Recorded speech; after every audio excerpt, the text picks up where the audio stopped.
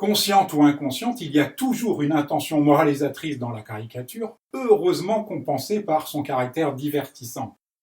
Les premiers cas connus font systématiquement appel à l'anthropomorphisme, à base d'objets parfois, mais surtout d'animaux, comme cette collection de papyri égyptiens du musée de Turin qui ont été étudiés par Champollion.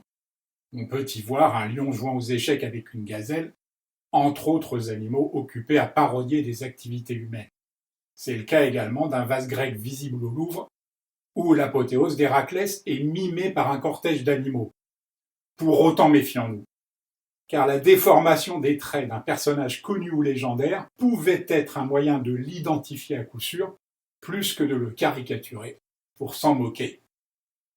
C'est en effet seulement à partir du Moyen-Âge que l'intention satirique ne fait plus guère de doute, notamment pour dénoncer les mœurs du clergé, manière de dire que tous les humains sont égaux devant les tentations de la chair ou du diable, voire des deux à la fois. Mais il s'agit de caricatures sculptées plutôt que peintes. Au XIVe siècle, tout de même, les enluminures du roman de Renard soulignent de tout leur poids la satire sociale et nous rappellent que peu de gens savaient lire à cette époque. Le roman de Fauvel met lui en scène un cheval qui s'adonne à la totalité des vices humains. Mais le non-sens, ce monde à l'envers qui va donner son essor à la caricature, n'apparaît qu'au XVe siècle. Lié à la dénonciation d'une absurdité radicale, poussée à son paroxysme par Hogarth, mais nous y reviendrons, il continue aujourd'hui encore à irriguer cet art singulier. Difficile pour autant de parler de caricature à propos de Bosch, de Bruegel, voire d'Arcimboldo, car l'imagination prime chez eux sur toute autre intention. Les portraits à charge de Carache sont connus, beaucoup moins ceux du Bernin. Ce sont pourtant ces derniers qui introduiront la caricature en France. On y reconnaît difficilement l'immortel sculpteur de l'extase de Thérèse d'Avila.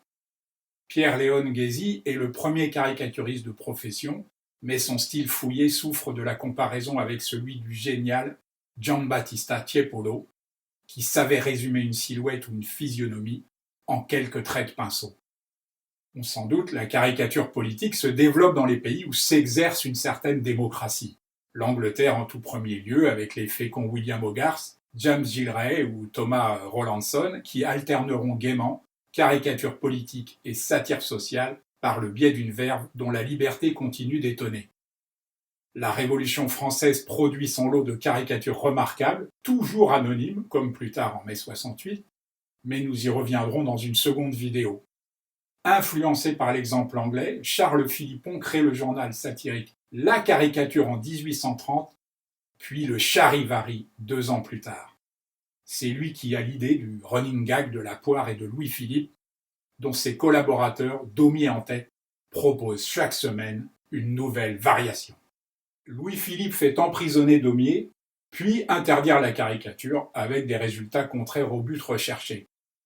Car c'est en abandonnant le roi à son pauvre ego tourmenté que Daumier donne à la caricature ses lettres de noblesse artistique avec ses séries sur la justice ou sur la bourgeoisie. Ces dessins étaient d'une telle force qu'ils étaient aussi bien publiés sans légende. Il faut également mentionner Granville, qui se tourna vers l'art fantastique, ou encore Henri Monnier. Précisons que caricature vient du mot italien caricare, qui signifie chargé, mais aussi exagéré. Car quoi de plus efficace que d'amplifier des défauts physiques qui sont souvent autant de blessures secrètes pour provoquer le rire ou la polémique.